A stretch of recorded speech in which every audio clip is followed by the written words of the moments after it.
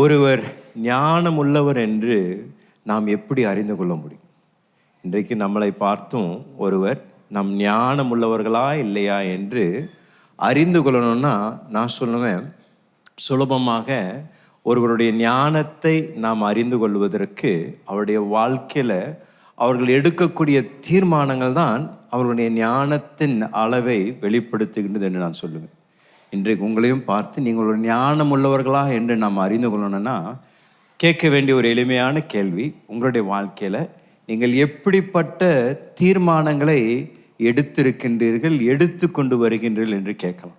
ஏன்னா நம்மளுடைய தீர்மானங்கள் தான் நம்மளுடைய முதிர்ச்சியின் அளவும் நம்முடைய ஞானத்தை வெளிப்படுத்தக்கூடியதாக இருக்கின்றது. இந்த 3 விசேஷித்த பெண்மணிகள் இவருடைய வாழ்க்கையில் அநேக போராட்டங்களை அவர்கள் சந்தித்தார்கள், அநேக சவால்கள் வழியாக கடந்து சென்றார்கள். சிலருடைய வாழ்க்கையில் ஏமாற்றங்கள், சிலருடைய வாழ்க்கையில் பலவிதமான அழுத்தங்கள் வழியாக அவள் கடந்து சென்றிருந்தாலும் அவர்கள் எடுத்த தீர்மானங்கள் தான் அவர்களுடைய ஞானத்தையும் அவர்கள் ஞானமுள்ள ஸ்திரீகள் என்று வெளிப்படுத்துகின்றது என்று நான் சொல்லுவேன். இன்றைக்கு இந்த 3 விசேஷித்த ஸ்திரீகளை நமக்கு முன்பதாக வைத்து ஒவ்வொருவருடைய வாழ்க்கையிலிருந்தும் சில மிக முக்கியமான பாடங்களை கற்றுக்கொள்ளும்படியாக நான் உங்களை உற்சாகப்படுத்துகின்றேன். முதலாவது நான் பார்க்க விரும்புகின்ற ஸ்திரீ எலிசபெத். அவருடைய வாழ்க்கையை நான் பார்க்கும்படியாக விரும்புகின்றேன். லூக்காவின் சுவிசேஷம் 1வது அதிகாரத்தில் அவர்களுடைய வாழ்க்கை குறித்து நாம் பார்க்கின்றோம். 5வது 6வது வசனத்தை முதலாவது வாசிங்களேன். லூக்கா 1ஆம் அதிகாரம் 5-6. யூதேயா தேசத்தின் ராஜாவாகிய ஏரோதின் நாட்களில் அபியா என்னும் ஆசாரிய வகுப்பில் சகரியா என்னும் பேர் கொண்ட ஆசாரியர் ஒருவன் இருந்தான். அவன் மனைவி ஆரோனுடைய குமாரத்திகளில் ஒருத்தி, அவள் பேர் எலிசபெத்து. அவர்கள் இருவரும் கர்த்தரிட்ட சகல கற்பனைகளின்படியையும் நியமங்களின்படியையும் குற்றமற்றவர்களாய் நடந்து தேவனுக்கு முன்பாக நீதி உள்ளவர்களாயிருந்தார்கள். இங்கே நம்ம கவனிக்க வேண்டியது, குற்றமற்றவர்களாக அவர்கள் நடந்து தேவனுக்கு முன்பதாக எப்படி விளங்கினாங்களாமா? நீதி உள்ளவர்களாக தேவனுக்கு முன்பதாக விளங்கினார்கள் என்று தேவ வார்த்தை அவளை குறித்து சாட்சி கொடுக்கின்றது. அப்படின்னா தேவனுடைய கட்டளைகளுக்கெல்லாம் கீழ்ப்படிந்து நடந்த ஒரு தம்பதி, அவர்களுடைய சமுதாயத்திற்கு முன்பதாக, குடும்பத்திற்கு முன்பதாக ஒரு சாட்சியுள்ள வாழ்க்கையை வாழ்ந்த ஒரு தம்பதி. ஆண்டவருடைய வார்த்தை இவர்களை குறித்து எவ்வளோ ஒரு அழகான சாட்சியை கொடுக்கின்றது. குற்றமற்ற ஒரு வாழ்க்கை வாழ்ந்தவர்கள் தேவனுடைய பார்வையில் நீதி உள்ளவர்களாக விளங்கினார்கள் என்று தேவ வார்த்தை சொல்லுகின்றது. ஆனால் அதற்கு பின்பதாக ஒரு வசனம் அங்கே நம்ம வாசிக்கின்றோம். 7வது வசனத்தை வாசிங்களேன். எலிசபெத்து மலடியா இருந்தபடியினால் அவர்களுக்கு பிள்ளை இல்லாதிருந்தது, இருவரும் வயது சென்றவர்களாயும் இருந்தார்கள். இங்கே தேவ வார்த்தை நமக்கு சொல்லுகின்றது, எலிசபெத்திற்கும் அவருடைய கணவருக்கும் பிள்ளைகள் இல்லை. அவர்கள் மலடியாக இருந்தபடியால் அவர்களுக்கு பிள்ளைகள் இல்லை என்று அங்கே தேவ வார்த்தை நமக்கு அடுத்ததாக நமக்கு வெளிப்படுத்துகின்றது. நான் சொன்ன எலிசபெத்தை குறித்து முதல் சொல்லணும்னா ஒரு மிகுந்த பலனுள்ள ஒரு ஸ்திரீ என்று நான் சொல்லுவேன். அவர்கள் ஒரு என்ன சொல்றது, சீக்கிரமாக சோர்ந்து போகக்கூடிய, சீக்கிரமாக வருத்தப்படக்கூடிய ஒரு ஸ்திரீயாக இல்லாமல் ஒரு பலனுள்ள ஒரு ஸ்திரீயாக இருந்தார்கள் என்று நான் சொல்லுவேன். ஏன்னா தேவ வார்த்தை அவர்களை குறித்து சாட்சி கொடுக்கும் பொழுது நீதி உள்ளவர்கள் என்று தேவ வார்த்தை சொல்லுகின்றது. அது மாத்திரமல்ல, குற்றமற்ற வாழ்க்கை வாழ்ந்தார்கள் என்று தேவ வார்த்தை சொல்லுகின்றது. அப்படின்னா எலிசபெத் அம்மா அவர்கள் நிச்சயம் மற்ற இளம் பெண்களுக்கு ஒரு சாட்சியுள்ள ஒரு ஸ்திரீயாக இருந்திருப்பார்கள், ஒரு மாதிரி உள்ள ஒரு ஸ்திரீயாக இருந்திருப்பார்கள், மற்ற இளம் பெண்களை நடத்தக்கூடிய ஒரு ஸ்திரீயாக இருந்திருப்பார்கள் என்று நான் கருதலாம். ஏன்னா அவர்களுடைய வாழ்க்கை ஒரு சாட்சியுள்ள வாழ்க்கை, ஒரு தேவனுக்கு பயப்படுகின்ற ஒரு ஸ்திரீயாக காணப்பட்டார்கள். நான் நினைக்கிறேன் எல்லா புகழிலும் எல்லா பெயரிலும் இப்படிப்பட்ட ஒரு புகழை பெறுவதை போல விசேஷமான காரியம் ஒன்றுமில்லை. தேவன் நம்மை குறித்து சாட்சியாக சொல்லும் பொழுது இவர்கள் நீதி உள்ளவர்கள், குற்றமற்ற வாழ்க்கை வாழ்ந்தார்கள் என்று தேவன் அவர்களை குறித்து சாட்சி சொல்வார்கள்னா அதை விட ஒரு பெரிய ஒரு காரியம் இந்த பூமியில நமக்கு தேவையில்லைங்க. இந்த தம்பதிக்கு ஆண்டவர் அப்படிப்பட்ட ஒரு சாட்சியை தருகிறார். எலிசபெத் அம்மாவை குறித்து தேவ வார்த்தை சொல்லுகின்றது, ஒரு குற்றமற்ற வாழ்க்கை வாழ்ந்தார்கள், அவள் தேவனுக்கு முன்பதாக நீதியாக அவர்கள் வாழ்ந்தார்கள் என்று நம்ம வாசிக்கணும். ஆனா இங்க என்ன பிரச்சனைனா, எலிசபெத் அம்மா அவர்களுக்கு ஒரு மிகப்பெரிய ஒரு வேதனை, அவருடைய வாழ்க்கையில் ஒரு மிகப்பெரிய ஒரு ஏமாற்றம். ஏன்னா தேவ வார்த்தை சொல்லுகின்றது, அந்த ஸ்திரீ ஒரு மலடியாக இருந்தார்களாம், அவளுக்கு பிள்ளைகள் இல்லையாம். தேவ வார்த்தை இங்கே மிக தெளிவாக சொல்லக்கூடியது, அவர்கள் நீதியாக வாழ்ந்தார்கள், தேவனுக்கு பிரியமான ஒரு வாழ்க்கையை வாழ்ந்தார்கள், குற்றமற்ற வாழ்க்கையை வாழ்ந்தார்கள். ஆனாலும் அவர்களுக்கு ஒரு மிகப்பெரிய ஒரு குறை இருந்தது அவங்க வாழ்க்கையில். அவங்களுடைய வாஞ்சையெல்லாம், நான் ஒரு அம்மாவா மாறணும், நான் ஒரு தாயா இருக்க விரும்புகிறேன், எனக்கு ஒரு பிள்ளை வேணும். சகரியாக்கும் அதே மாதிரி தான், எனக்கு ஒரு பிள்ளை வேணும், நான் ஒரு அப்பாவாக இருக்க விரும்புகிறேன், நான் ஒரு அம்மாவாக இருக்க விரும்புகிறேன் என்றுதான் இருவரும் அவளுடைய இளம் வயதிலிருந்து ஏங்கி கொண்டிருந்த ஒரு காரியமாக இருந்தது. எலிசபெத் அவளுக்கு இருந்த வாஞ்சையெல்லாம், எனக்கு ஒரு பிள்ளை வேணும். இவர்கள் தேவனுக்கு முன்பதாக நீதியாய் இருந்தார்கள், தேவனுக்கு முன்பதாக அவர்கள் பயந்து நடந்தார்கள், எல்லா விதத்திலும் தேவனுக்கு பிரியமாய் இருந்தாலும் அவருடைய வாழ்க்கையில் ஒரு மிகப்பெரிய ஒரு குறை காணப்பட்டது. அவர்கள் ஜெபித்து கொண்டிருந்த, விரும்பின, ஏங்கின ஒரு ஜெபத்திற்கு மாத்திரம் அவங்களுடைய வாழ்நாளெல்லாம் பதிலே வரல. யோசித்து பாருங்களேன், சுலபமா ஆண்டவர் மேல கசப்படைந்திருக்கலாம், ஆண்டவர் மேல வருத்தப்பட்டிருக்கலாம், ஆண்டவர் இடத்துல கோபப்பட்டிருக்கலாம். என்ன ஆண்டவரே, நாங்கள் எவ்வளோ உத்தமமாக நாங்கள் நடக்கிறோம், எவ்வளோ உண்மையாக நாங்கள் நடக்கிறோம், எங்களுடைய சமுதாயத்திற்கு முன்பதாக நாங்கள் எங்கள் சாட்சியை காத்து கொள்கின்றோமே, சபைக்கு நாங்கள் ஒவ்வொரு வாரம் வருகின்றோமே, எல்லா விதத்திலையும் உம்முடைய நியாய பிரமாணங்களை நாங்கள் பின்பற்றுகின்றோமே, ஆனாலும் நாங்கள் ஜெபிக்கக்கூடிய இந்த ஒரு ஜெபத்திற்கு மாத்திரம் நீங்கள் என்றைக்கும் பதில் தர மாட்டேன்றீங்களே என்று ஆண்டவரிடத்துல இந்த பெண்மணி வருத்தப்பட்டிருக்கலாம், காயப்பட்டிருக்கலாம். ஆண்டவர் என்னுடைய ஜெபத்தை கேட்க மாட்டேன்றார், ஆண்டவர் நான் எல்லா காரியங்களும் நான் எல்லாவற்றிலும் நான் தேவனுக்கு பிரியமா நடந்தாலும், எல்லாவற்றையும் நான் செய்தாலும், ஆண்டவர் என்னிடத்திலிருந்து எதிர்பார்க்கின்ற அத்தனையும் நான் செய்துட்டேன், ஆனால் நான் தேவனிடத்திலிருந்து எதிர்பார்க்கின்ற இந்த ஒரு காரியத்தை ஆண்டவர் எனக்கு தரமாட்டேன்றாரு, எனக்கு கொடுக்க மாட்டேன்றாரு என்று இந்த ஸ்திரீ ஆண்டவர் மேல கசப்படைந்திருக்கலாம்.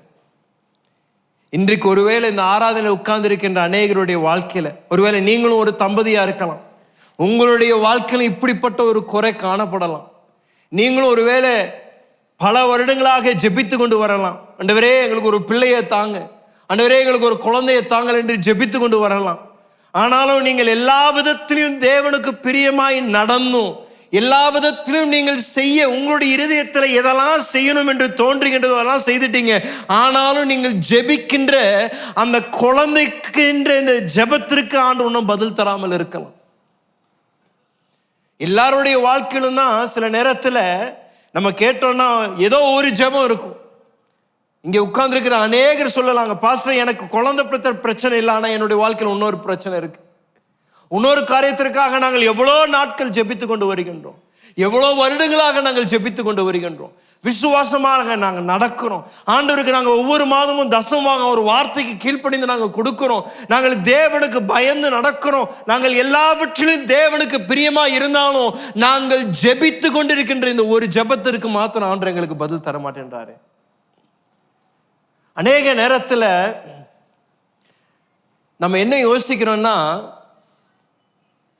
இந்த பூமியில நம்ம வாழும் பொழுது எந்த பிரச்சனையும் இல்லாம, எந்த குறையும் இல்லாம, எந்த ஒரு வேதனையும் இல்லாம நம்ம வாழணுன்ற ஒரு எதிர்பார்ப்பு சில நேரத்தில் நமக்குள்ள வருகின்றது. ஆனா நான் ஒரு காரியத்தை தெளிவுபடுத்த விரும்புறேன். எந்த இடத்துலையும் தேவ வார்த்தையில இந்த பூமியில நீங்க என்னை ஏற்றுக்கொண்டீங்கன்னா உங்களுக்கு பிரச்சனையே வராது, நீங்க நீங்க வானத்துல நடப்பீங்க, பஞ்சுல நடப்பீங்க, உங்களுக்கு கண்ணீர் இல்லை, வேதனை இல்லை என்று எந்த இடத்துலையும் தேவ வார்த்தையில அப்படிப்பட்ட வாக்குத்தத்தம் தரப்படலை. இந்த பூமியில நம்ம வாழ்கின்ற வரைக்கும் அநேக போராட்டங்கள் உண்டு, அநேக குறைவுகள் உண்டு, அநேக சவால்களை நாம் சந்திப்போம். எந்த இடத்துலையும் நாம் பரலோகத்தில் தேவன் எண்ணத்தை நாம் அனுபவிப்போம் என்று வாக்கு பண்ணினதை இன்னைக்கு நம்ம பூமியில அனுபவிக்க முடியாது. அப்படின்னா பரலோகம்தான் கண்ணீர் இல்லாத ஒரு இடம், வியாதி இல்லாத ஒரு இடம், சோதனை இல்லாத ஒரு இடம், துக்கம் இல்லாத ஒரு இடம். ஆனா இந்த பூமியில அநேக நேரத்துல நாம் பல விதமான ஏமாற்றங்கள் வழியாக நடந்து போக வேண்டிய ஒரு அவசியம் இருக்கின்றது. பல சவால்கள் வழியாக நடந்து போக வேண்டிய தேவைகள் உண்டு, கண்ணீர் உண்டு. நம்முடைய சரீரங்கள் அநேக நேரத்தில் வியாதி அடைகின்றது, நமக்கு பலவீனம் ஏற்படுகின்றது, நாம் ஜெபிக்கின்ற ஜெபங்களுக்கு சரியான பதில் வருவதில்லை. அதனால ஆண்டவர் சொல்றாரு யோவான் 16ஆம் அதிகாரத்தில் 33ஆம் வசனத்துல, இந்த பூமியில என்ன இருக்கின்றாரு, அநேக பிரச்சனைகள் உங்களுக்கு வரும் என்று ஆண்டவர் சொல்றாரு. ஆனா பயப்படாதீங்க, என்ன சொல்றாரு, நான் உலகத்தை ஜெயித்தேன், நீங்களும் ஜெயிப்பீர்கள் என்று தேவன் சொல்கின்றார். அப்படின்னா நான் என்ன சொல்ல வரேன்னா, பரலோகத்தில் தேவன் வாக்கு பண்ணினதை பூமியில நடக்கும் என்று நீங்க எதிர்பார்த்தீங்கன்னா நிறைய பிரச்சனை, உங்களுக்குள்ள நிறைய ஏமாற்றங்கள் ஏற்படும்.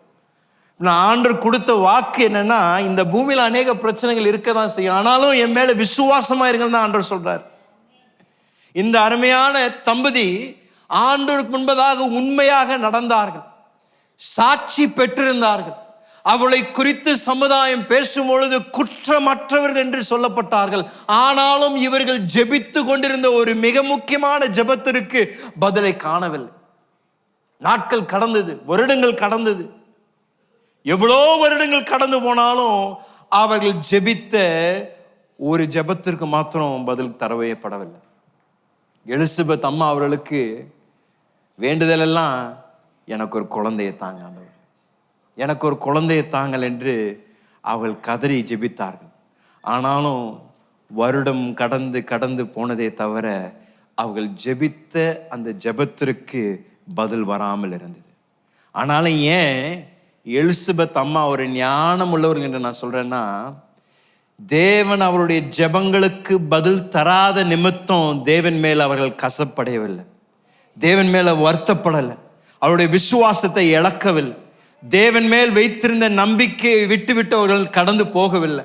ஆண்டவர் அவர்கள் கேட்ட ஜெபத்திற்கு பதில் தந்தாரோ இல்லையோ, ஆண்டவர் அவர்களுக்கு செவி கொடுத்தாரோ இல்லையோ, அவர்கள் உத்தமமாக நடந்தார்கள், தேவனுக்கு முன்பதாக பயந்து நடந்தார்கள். அவர்கள் தேவன் மேல் வைத்திருந்த நம்பிக்கையை விடவில்லை, சமுதாயத்திற்கு முன்பதாக அவருடைய விசுவாசத்தை காத்து கொண்டார்கள். அவர்கள் எவ்வளோ வருடங்கள் கடந்து போயும் ஆண்டவர் அவர்கள் கேட்ட அந்த மிக முக்கியமான ஜெபத்திற்கு பதில் தரலனாலும் அவருடைய விசுவாசத்தை தளர விடாமல் அவர்கள் நடந்த ஒரு பெண்மணி. அதனாலதான் அவங்க ஒரு விசேஷித்த ஞானமுள்ள ஒரு பெண் என்று நான் அவர்களை அழைப்பேன். ஆனாலும் லூக்கால அடுத்த பகுதியில் நடந்த அற்புதத்தை குறித்து நாம் வாசிக்கின்றோம். அங்கே மிக அழகாக ஆண்டுடைய வார்த்தையில 8வது வசனத்தில், ஏன்னா இந்த முழு சம்பவத்தை நான் வாசிக்க முடியாது விரும்புகிறேன், ஏன்னா இதில் நம்ம அந்த வசனங்களை கேட்கும் பொழுதுதான் நான் ஒரு வாழ்க்கையில் என்ன சம்பவித்தது என்று நாம் அறிந்து கொள்வதற்கு அது பிரயோஜனமாக இருக்கும். 8வது வசனத்திலிருந்து 25ஆம் வசனம் வரைக்கும் எனக்கு கொஞ்சம் வாசிக்க உதவி செய்யுங்களேன். 1ஆம் அதிகாரம் 8லிருந்து. அப்படி இருக்க அவன் தன் ஆசாரிய வகுப்பின்படி முறைப்படி தேவ சந்நிதியிலே ஆசாரிய ஊழியம் செய்து வருகிற காலத்தில் ஆசாரிய ஊழிய முறைமையின்படி அவன் தேவாலயத்துக்குள் பிரவேசித்து தூபம் காட்டுகிறதற்கு சீட்டை பெற்றான். தூபம் காட்டுகிற வேளையிலே ஜனங்கள் எல்லாரும் கூட்டமாய் வெளியே ஜெபம் பண்ணி கொண்டிருந்தார்கள். அப்பொழுது கர்த்தருடைய தூதன் ஒருவன் தூப பீடத்தின் வலது பக்கத்திலே நின்று அவனுக்கு தரிசனமானான். சகரியாவே அவனை கண்டு கலங்கி பயமடைந்தான். தூதன் அவனை நோக்கி, சகரியாவே பயப்படாதே, உன் வேண்டுதல் கேட்கப்பட்டது, உன் மனைவியாகிய எலிசபெத்து உனக்கு ஒரு குமாரனை பெறுவாள், அவனுக்கு யோவான் என்று பெயரிடுவாயாக. உனக்கு சந்தோஷமும் மகிழ்ச்சியும் உண்டாகும், அவன் பிறப்பு நிமித்தம் அநேக சந்தோஷப்படுவார்கள். அவன் கர்த்தருக்கு முன்பாக பெரியவனாய் இருப்பான், திராட்சரசமும் மதுவும் குடியான், தன் தாயின் வயிற்றில் இருக்கும் பொழுதே பரிசுத்த ஆவியினால் நிரப்பப்பட்டிருப்பான். அவன் இஸ்ரவேல் சந்ததியாரில் அநேகரை அவர்கள் தேவனாகிய கர்த்தரிடத்திற்கு திருப்புவான். பிதாக்களுடைய இருதயங்களை பிள்ளைகளிடத்திற்கும் கீழ்ப்படியாதவர்களை நீதிமான்களுடைய ஞானத்திற்கும் திருப்பி உத்தமமான ஜனத்தை கர்த்தருக்கு ஆயத்தப்படுத்தும்படியாக அவன் எலியாவின் ஆவியும் பலமும் உடையவனாய் அவருக்கு முன்னே நடப்பான் என்றான். அப்பொழுது சகரியா தேவதூதனை நோக்கி, இதை நான் எதனால் அறிவேன்? நான் கிழவனாய் இருக்கிறேன், என் மனைவியும் வயது சென்றவளாய் இருக்கிறாளே. இங்க ஒரு நிமிஷம் நிறுத்துங்க. இதை சொல்லாம நம்ம கடந்து போக முடியாது. இவ்வளோ அற்புதமான தீர்க்க தரிசன வார்த்தைகளை இந்த அருமையான மனிதன் சகரியா கேட்கிறாரு. முதலாவது இப்படிப்பட்ட ஒரு சந்திப்பில் அவர் கேட்ட வார்த்தைகளை உடனே பெற்று கொண்டிருக்கணும். கேள்வி எழுப்புறாரு, இதெல்லாம் எப்படி நடக்கும் என்று கேள்வி எழுப்புறார். ஆனால் நான் சகரியா அவரை மிகவும் பாராட்டுகின்ற, இங்கே இருக்கின்ற ஒவ்வொரு புருஷன்மாரும் அவரிடத்திலிருந்து கற்றுக்கொள்ள வேண்டிய அநேக காரியங்கள் உண்டு.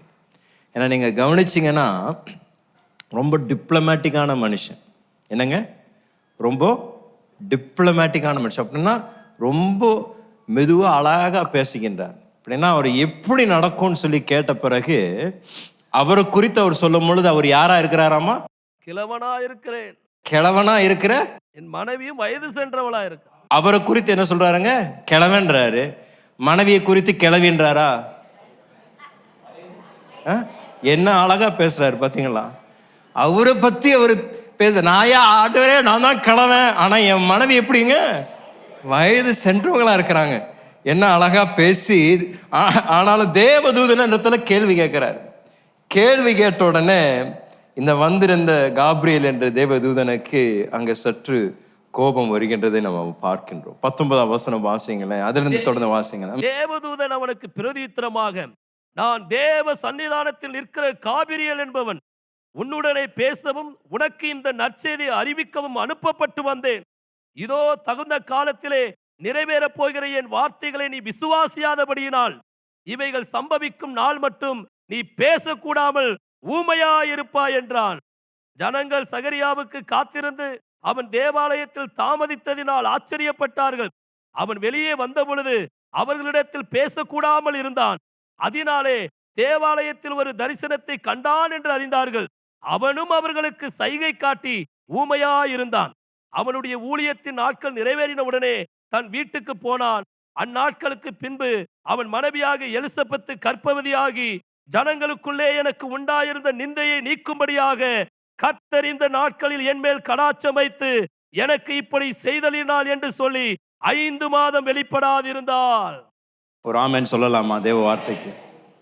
முதலாவது நான் சொல்லுவேன், 13ஆம் வசனத்துல தேவதூதர் சொல்றாரு, தேவன் உங்களுடைய வேண்டுதலை, உங்களுடைய வேண்டுகொள்ளுதல் கேட்கப்பட்டது. ஆங்கிலத்தில் for God has heard your prayers என்று சொல்லப்படுகிறது. அப்படின்னா இங்கே இன்னொரு அற்புதமான காரியம் என்னன்னா, இந்த எலிசபெத் அம்மா ஜெபிப்பதை நிறுத்தவே இல்லை. அவங்களுக்கு எவ்வளோ வயதாக இருந்தாலும், அவர்கள் கிழவனுக்கு திருமணமாக இருந்தாலும், அவர்கள் முதிர்ந்த வயது அடைந்தாலும் என்ன பண்ணலைங்க, அவங்கள் ஜெபித்து கொண்டிருந்த ஜெபத்தை அவர்கள் நிறுத்தவில்லை. ஏன்னா தேவதூதன் அவளை பார்த்து சொன்ன முதலாவது, உங்களுடைய வேண்டுகோளில் தேவன் கேட்டிருக்கின்றார் என்று சொல்றார். இன்றைக்கு நான் உங்களையும் பார்த்து சொல்றேன், தேவ பிள்ளைகள் சிந்தக்கூடிய கண்ணீர்கள், ஜெபிக்கூடிய ஜெபங்கள் என்றைக்கும் வீண் போகாதையா. நீங்கள் ஜெபித்து கொண்டிருக்கின்ற ஜெபங்களுக்கு அதிகம் வல்லமை உண்டு, அதிக பலன் உண்டு. இன்றைக்கு நீங்கள் எதற்காக ஜெபித்து கொண்டிருக்கின்றீர்களோ, இந்த அருமையான ஞானமுள்ள ஸ்திரீயாகிய எலிசபெத்தை பார்த்து நீங்கள் நானும் கற்றுக்கொள்ள வேண்டியது, நம்முடைய ஜெபங்களை விட்டு விடக்கூடாது, விட்டு கொடுக்கக்கூடாது. தொடர்ந்து ஜெபித்து கொண்டே இருங்க, தொடர்ந்து விசுவாசித்து கொண்டே இருங்க. வயது முதிர்ந்தவர்களானாலும் பரவாயில்ல, வயது கடந்து போனாலும் பரவாயில்ல, பிள்ளை பெறக்கூடிய அந்த வயது அவர்கள் கடந்து போயிருந்தாலும், இந்த அருமையான பெண்மணி அவர்கள் தேவனிடத்தில் வசனத்துல வாலிப வயதிலிருந்து வேண்டிக் கொண்டிருந்த காரியத்தை அவர்கள் விடாமல் தொடர்ந்து ஜெபித்து கொண்டிருப்பதை அருமையான தேவதூதர் பார்த்து சொல்றாரு, உங்களுடைய ஜெபங்களை தேவன் கேட்டிருக்கிறார் ஐயா, உங்களுடைய ஜெபங்களை தேவன் கேட்டிருக்கிறார் அம்மா என்று சொல்லுவார் என்றால், அவருடைய ஜெபங்களை கேட்ட தேவன் இன்றைக்கு உங்களுடைய ஜெபங்களையும் கேட்டு கொண்டிருக்கின்றார். நீங்கள் கண்ணீரோடு கூட உங்களுடைய தனிப்பட்ட அறையில முழங்கால் படியிட்டு நீங்கள் காதறி ஜெபித்து கொண்டிருக்கின்ற ஜெபங்கள் வீண் போகாதையா, வீண் போகாதம்மா. நீங்கள் ஜெபிங்க, ஜெபிங்க, ஜெபித்து கொண்டே இருங்க. தேவன் வாக்கில் உண்மை உள்ளவர். அவர் நிச்சயமாக நன்மையை உங்கள் வாழ்க்கையில நடப்பிக்க வல்லவராய் இருக்கின்றார். ஜெபத்தில் நிறுத்தவே இல்லை. அதற்கு பின்பதாக 20வது வசனத்துல தேவதூதர் இன்னொரு காரியத்தை சொல்றாரு. அங்க 20வது வசனத்தை மீண்டும் வாசிங்களேன். இதோ தகுந்த காலத்திலே நிறைவேறப் போகிற என் வார்த்தைகளை நீ விசுவாசியாதபடியினால் இவைகள் சம்பவிக்கும் நாள் மட்டும் நீ பேசக்கூடாமல் ஊமையாயிருப்பாய் என்றார். அவர் சொல்றாரு, ஆங்கிலத்துல சொல்லப்படுகின்றது, என்னுடைய வார்த்தைகள் தகுந்த காலத்தில் நிறைவேறும் என்று சொல்லப்படுகிறது. For my words will certainly be fulfilled at the proper time. அப்படின்னா சரியான நேரத்துல தகுந்த காலத்துல என்னுடைய வார்த்தைகள் நிறைவேற்றப்படும் என்று தேவதூதன் தேவ வார்த்தையை அங்கே மிக அழகாக அறிவிக்கின்றார். இந்த அருமையான ஸ்திரீ அவருடைய வாழ்க்கையில வேண்டுதலெல்லாம் எனக்கு ஒரு குழந்தைய தாங்கன்னு தான் அவங்க கேட்டுக்கொண்டிருந்தாங்க. ஆண்டவர் ஆனாலும் அவருடைய வாழ்க்கையில அவர்கள் ஜெபித்த ஜெபத்திற்கு ஒருவேளை தாமதித்தது போல காணப்படலாம். ஏன்னா இயற்கையின் ரீதியில் நீங்கள் இந்த சூழ்நிலை பார்த்தீங்கன்னா உண்மையா நீங்க சொல்லுவீங்க, உண்மையா ஆண்டவர் கேட்கலங்க, இந்த ஜெபத்தை கேட்கல, ஆண்டவர் இதை கொடுக்க மாட்டார் என்று நீங்க சொல்லியிருக்கலாம். ஒருவேளை அவங்களை பார்த்து நீங்க உற்சாகப்படுத்திருக்கலாம், சகரியா எலிசபெத் பரவாயில்லைங்க, விட்டுருங்க, ஆண்டவர் உங்களுக்கு தரமாட்டார், நீங்க அப்படியே வாழ்க்கையை நடத்துங்க, நீங்க மற்றவர்களுக்கு நீங்க தகப்பனாருங்க, மற்றவர்களுக்கு நீங்க தாயாருங்கன்னு சொல்லியிருக்கலாம். ஆனாலும் இந்த ஸ்திரீ அவர்கள் ஜெபித்து கொண்டிருந்த ஜெபத்தை விடாமல் ஜெபித்து கொண்டிருந்தார்கள். அந்த ஏற்ற காலம் வந்த பொழுது ஆண்டவர் அவர்களுக்கென்று நியமித்திருந்த அந்த வெளியேற பெற்ற ஆசீர்வாதத்தை தேவன் தருகின்றதை நம்ம இங்க பார்க்கிறோம். அப்படின்னா ஆண்டவரை பொறுத்த வரைக்கும் தாமதம் என்பது தேவனுடைய அகராதியில் இல்லைங்க. என்றைக்கும் தேவன் தாமதிக்க மாட்டார். எதை செய்தாலும் ஏற்ற நேரத்தில் உங்களுடைய வாழ்க்கையில முழு ஆசீர்வாதத்தை கொண்டு வரக்கூடியதாக காரியங்களை விளங்க செய்கின்ற தேவன் அவர் ஐயா. நீங்க கொஞ்சம் சிந்தித்து பாருங்களேன். இந்த அம்மாக்கு அவங்களுடைய ஜெபமெல்லாம் எனக்கு ஒரு குழந்தையை தாங்க, அதான் அவங்க ஜெபம். ஆண்டவர் அவங்க ஜெபத்திற்கு பதில் கொடுத்து ஒரு குழந்தையை தந்திருந்தாருன்னா அவருடைய வாழ்க்கை குறித்து இன்னைக்கு நம்ம வாசித்திருக்க மாட்டோம். அவங்க நமக்கு ஒரு மாதிரியாக இருந்திருக்க மாட்டாங்க. ஏன்னா அவங்க வாழ்ந்திருப்பாங்க, அவங்க அப்படியே மரித்திருப்பாங்க. குழந்தை வந்திருக்கும், வளர்ந்திருக்கும், வாழ்க்கையை நடப்பித்திருக்கும். அது ஒரு சாதாரண ஒரு பிள்ளையாக, ஒரு சாதாரண ஒரு மகனாக, ஒரு மகளாக இருந்திருக்கலாம். ஆனா இந்த அம்மா ஜெபித்த ஜெபத்திற்கு ஆண்டவர் நம்மளுடைய வாழ்க்கையில கூட இப்படிப்பட்ட சூழ்நிலை இருக்கலாம். இயற்கை ரீதியில தாமதித்தது போல காணப்பட்டிருக்கலாம். ஆனாலும் ஆண்டவர் ஏன் இந்த ஸ்திரீக்கு அவருடைய ஜெபத்திற்கு அவர்கள் ஜெபித்த நேரத்தில் பதில் தரலன்னா, ஆண்டவர் கொடுக்க இருந்த குழந்தை சாதாரண குழந்தைகள், ஒரு விசேஷித்த குழந்தை. இதுவரைக்கும் இஸ்ரவேலில் இயேசுவை சாட்சி கொடுக்கிறார், மனிதனில் மிகுந்த சிறந்த ஒரு மனிதன் என்று சொல்றார் இயேசு. யோவான் ஸ்நானகனை குறித்து இயேசு சாட்சி கொடுக்கும் பொழுது ஆண்டவர் சொல்றாரு, John the Baptist is the greatest man who ever lived. இந்த உலகத்துல வாழ்ந்த எல்லா மனிதர்களும் மிகுந்த சிறந்த மனிதன் தான் யோவான் ஸ்நானகன் என்று இயேசு சாட்சி கொடுக்கிறார் அவரை பற்றி. யோவான் ஸ்நானனுக்கு கொடுக்கப்பட்டிருக்கிற மிக முக்கியமான ஒரு பொறுப்பும் நோக்கம் என்னன்னா, இயேசுவுக்கு ஒரு முன்னோடியாக இருக்கும்படியாக தான் யோவான் ஸ்நானகன் இந்த பூமியில பிறந்தான். தேவன் எலிசபெத்திற்கு ஏன் தாமதித்தாருன்னா, நான் சொல்லுவேன், எலிசபெத்திற்கு தேவன் தர இருந்த குழந்தை சாதாரண குழந்தை அல்ல, அது ஒரு இயேசு கிறிஸ்துவுக்கு முன்னோடியாக இருக்கும்படியாக தரப்பட்ட ஒரு குழந்தை. இயேசு கிறிஸ்துவுக்கு முன்னோடியாக பிறக்கணும் என்றால், யோவான் ஸ்நானகன் 20 வருஷத்துக்கு முன்னாடி பிறந்திருந்தானா அவனுடைய நோக்கத்தை அடைஞ்சிருக்க மாட்டார். 30 வருஷத்துக்கு முன்னாடி பிறந்திருந்தானா அவர் நோக்கத்தை அடைஞ்சிருக்க மாட்டார்.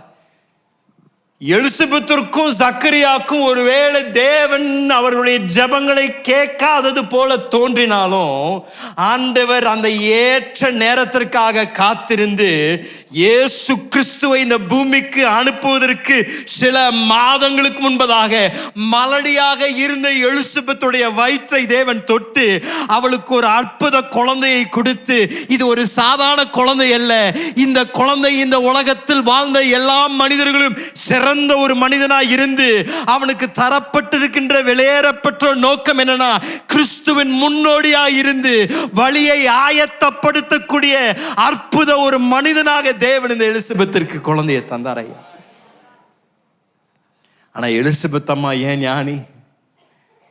அவள் ஏமாற்றங்கள் மத்தியிலும் காயப்பட்டிருக்கலாம், வருத்தப்பட்டிருக்கலாம், ஆனால் அவங்க தீர்மானித்தார்கள், நான் தொடர்ந்து விசுவாசத்தில் தரித்திருப்பேன்.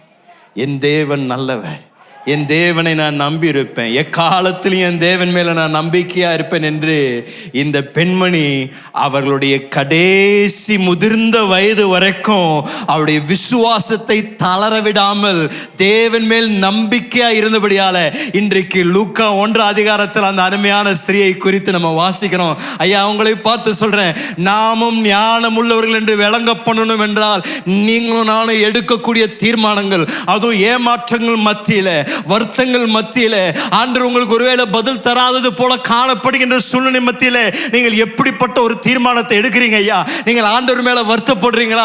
ஏன் ஆண்டவர் எனக்கு இதை செய்ய மாட்டார் என்று கசப்படுகிறீங்களா? நான் உங்களை பார்த்து சொல்றேன், எலிசபெத்துடைய வாழ்க்கை நமக்கு ஒரு மாதிரியாக இருப்பதாக. என்ன நடந்தாலும் என்ன நடக்கனாலும் நம்முடைய தேவன் நல்ல தேவன், நன்மையை செய்கின்ற தேவன். அவர் மேல நாம் விசுவாசமாய் இருப்பதுதான் நமக்கு கொடுக்கப்பட்டிருக்கின்ற வெளியேறப்பெற்ற ஒரு பாக்கியம். அதனால் இந்த காலை உங்களுடைய விசுவாசத்தை தளர விடாதீங்கள். உங்கள் வாழ்க்கையில் நீங்கள் ஜெபித்துக் கொண்டிருக்கின்ற ஜெபங்களுக்கு பதில் வராமல் இருந்தாலும் தேவன் உண்மை உள்ளவர், தேவன் மாறாதவர். இந்த பூமியில எப்பேற்பட்ட பிரச்சனை நீங்கள் சந்தித்தாலும், எப்பேற்பட்ட போராட்டத்தின் வழியாக நடந்து போனாலும் நம்முடைய தேவனுடைய மேன்மையை யாரும் மாற்ற முடியாது ஐயா. அவர் நல்லவர், உண்மை உள்ளவர். அவர் நேற்றும் இன்றும் என்றும் மாறாத தேவனாய் இருக்கின்றபடியால நம்பிக்கைக்கு அவர் பாத்திரர், ஆராதனைக்கு பாத்திரர், நம்முடைய எல்லா துதிக்கும் அவர் ஒருவர் மாத்திரம்தான் பாத்திரர். அவர் மேல் விசுவாசத்தை என்றைக்கும் தளர விடாதீர்கள். முதிர்ந்த வயதில் ஆண்டவர் அவர்களை சந்தித்து அற்புத குழந்தையை கொடுத்து அவர்கள் கிரகிக்க முடியாத அளவிற்கு தேவன் அவர்களை அற்புதமாக ஒரு சந்ததிக்கு தேவன் எழுப்பி ஒரு சாட்சியாக நிறுத்தினார். எலிசபெத் அம்மா உண்மையாகவே உங்களுக்கும் எனக்கும் ஒரு மாதிரியாக இருக்கின்றார். ஒரு ஞானமுள்ள ஒரு ஸ்திரீ, ஞானத்தோடு கூட அவருடைய வாழ்க்கையில ஏமாற்றங்களுக்கு மத்தியில தேவன் மேல் நம்பிக்கை இழக்காமல் நடந்த ஒரு பெண்மணி. அடுத்த பெண்மணி நம்ம இங்க வாசிக்கின்ற லூக்கா 1 அதிகாரத்தில் மரியாளை குறித்து நம்ம வாசிக்கின்றோம்.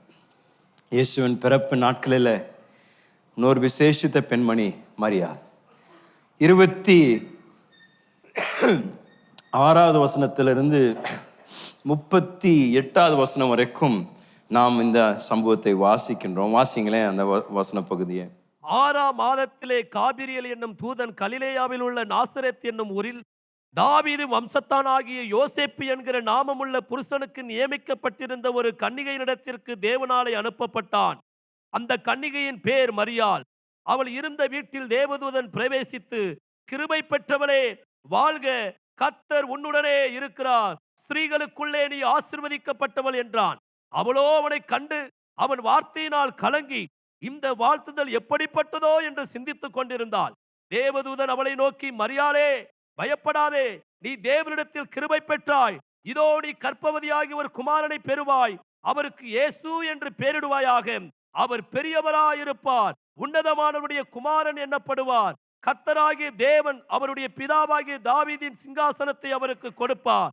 அவர் யாக்கோப்பின் குடும்பத்தாரை என்றென்றைக்கும் அரசாளுவார், அவருடைய ராஜ்யத்துக்கு முடிவிராது என்றான். அதற்கு மரியாள் தேவதூதனை நோக்கி, இது எப்படியாகும், புருஷனை அறியனே என்றாள்.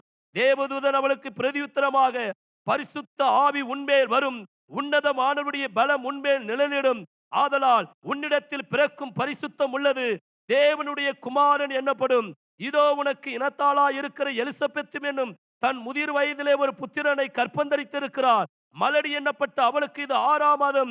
தேவனாலே கூடாத காரியம் ஒன்றுமில்லை என்றார். அதற்கு மரியாள், இதோ நான் ஆண்டவருக்கு அடிமை, உம்முடைய வார்த்தையின்படி எனக்கு ஆக கடவுது என்றார்.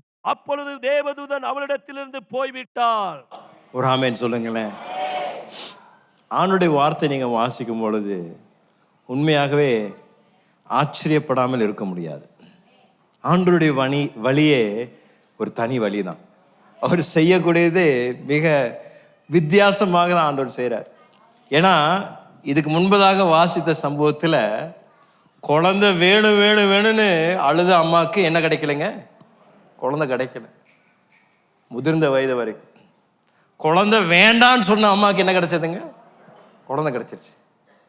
குழந்தைக்கு எதிர்பார்க்காத ஒரு அம்மா, அம்மான்னு சொல்ல மாட்டேன், ஸ்திரீ, பெண்மணி. ஏன்னா இயேசுவின் நாட்களில் வாலிப வயதில் தான், மிக இளம் வயதில் திருமணங்கள் ஏற்படும்.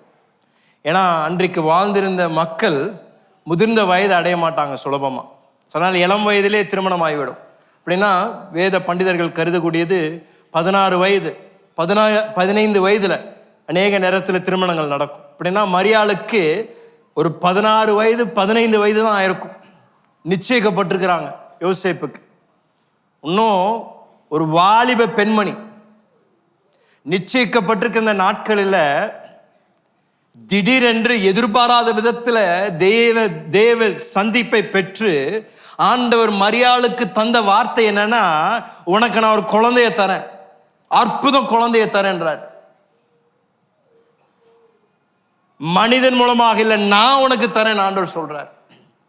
யோசித்து பாருங்களேன், இதை எப்படிங்க போய் மரியாள் தன்னுடைய அம்மாவுக்கு எப்படி விளக்கி சொல்ல முடியும்?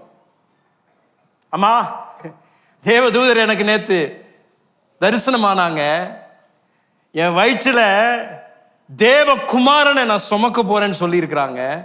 ஸோ நாளையிலிருந்து நான் பிரசவமான பிறகு நீங்க, இது யோசேப்பு இல்லைங்க, வேற எந்த ஒரு மனிதனும் இல்லை, தேவன் எனக்கு தந்திருக்கிறார் அப்படின்னு சொன்னாங்கன்னா அந்த அம்மா பலார்னு ஒரு அறை கொடுத்துருப்பாங்களா, கொடுத்துருக்க மாட்டாங்களா? கொஞ்சம் யோசித்து பாருங்க. நம்ம இன்னைக்கு நடக்கக்கூடிய நாட்கள் இப்படி யாராவது வந்து சொன்னாங்கன்னா, ஏன்னா அன்னைக்கும் இப்படி நான் சொன்ன மாதிரி கடந்த வாரம் யோசேப்போட வாழ்க்கை குறித்து பார்த்தப்போ நான் சொன்ன மாதிரி இதற்கு ஒரு ஒரு உதாரணம் இல்லை. அதற்கு முன்பதாக இப்படிப்பட்ட ஒரு சம்பவம் நடந்ததில்லை. இந்த பூமியிலே யாரும் அப்படிப்பட்ட ஒரு சம்பவத்தை குறித்து பேசினதில்லை. மரியாள் போய் திடீரென்று தன்னுடைய பெற்றோரிடத்துல நிச்சயிக்கப்பட்டிருக்கின்ற மரியாள் போய் நான் கர்ப்பமா இருக்கிறேன்னு சொல்லியிருந்தாங்கன்னா அவங்களுக்கு முதல் கேள்வி என்ன வந்திருக்கும்னு யோசித்து பாருங்களேன்.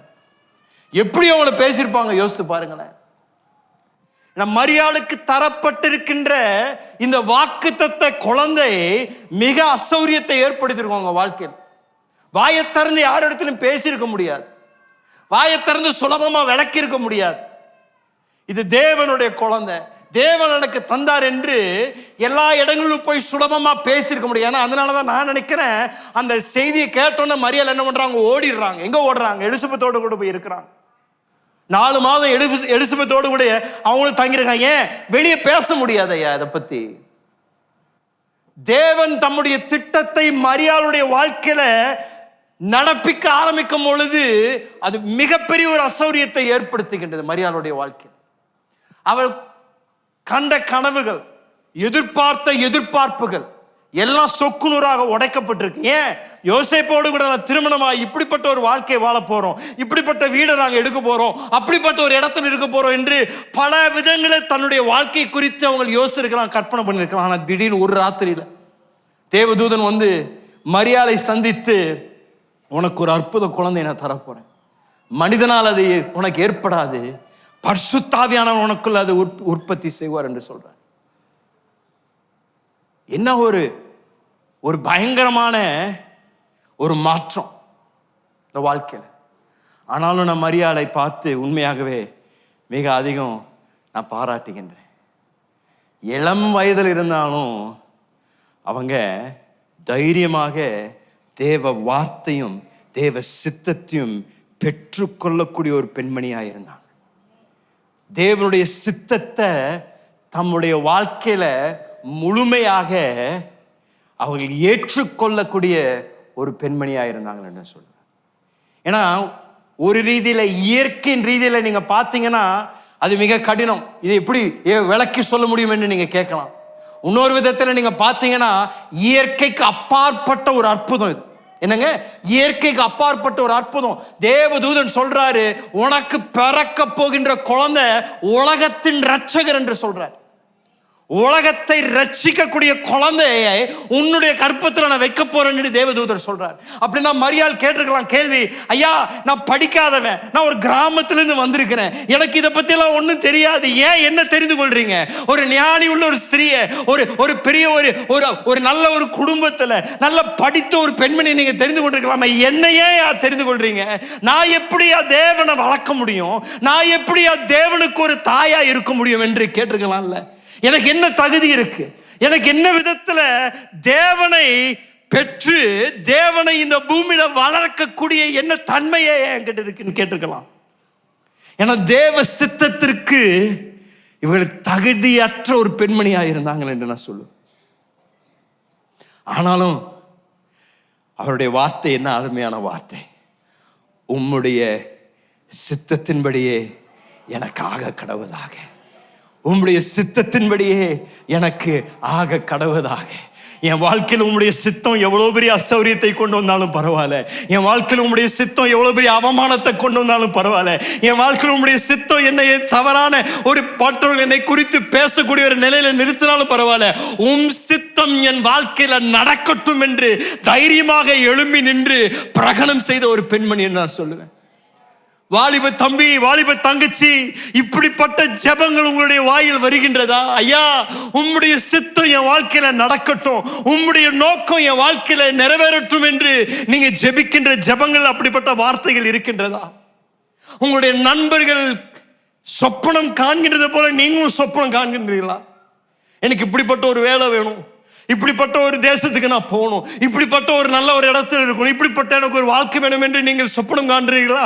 இல்லாவிட்டால் நீங்கள் பிரித்தெடுக்கப்பட்ட ஒரு தனிப்பட்ட ஒரு சந்ததியாக தேவனுக்காக எழும்பி, ஆண்டவரே உம் சித்தம் என் வாழ்க்கையில நடக்கட்டும், உம் சித்தத்திற்கு நான் என்ன ஒப்பு கொடுக்கிறேன், என் வாழ்க்கையில உம் சித்தம் எப்பேற்பட்ட பிரச்சனை கொண்டு வந்தாலும் உம் சித்தம் தான் என் வாழ்க்கையில நடக்கணும் என்று வாஞ்சிக்கின்றோமா? மரியாள் தேவதூதனை பார்த்து சொல்றாங்க, உம் சித்தம், உம் சித்தத்திற்கு உம் வார்த்தைக்கு நான் என்னை ஒப்பு கொடுக்கிறேன் என்று சொல்றாங்க. அதனாலதாங்க அவங்க ஞானி, அதனாலதான் அவங்க ஞானமுள்ள ஒரு ஸ்திரீ. இளம் வயதா இருந்தாலும் ஞானத்தோடு கூட தீர்மானங்களை எடுத்த ஒரு ஸ்திரீ என்று நான் சொல்லுவேன். ஒரு அசாதாரணமான ஒரு ஸ்திரீ. மற்ற 15-16 வயது உடைய அந்த பெண்மணிகளை போல தன்னுடைய வாழ்க்கையை நடத்தி கடத்தவில்லை. அவர்கள் தங்களுடைய வாழ்க்கை தேவ வார்த்தைக்கும் தேவ சித்தத்திற்கும் ஒப்பு கொடுத்த ஒரு பெண்மணி. அதனாலதான் இன்றைக்கு மரியாதை குறித்து இன்றைக்கும் நாம் வாசிக்கின்றோம். உலக இரட்சகருக்கு ஒரு தாயாக தேவன் அவர்களை தெரிந்து கொள்றார்.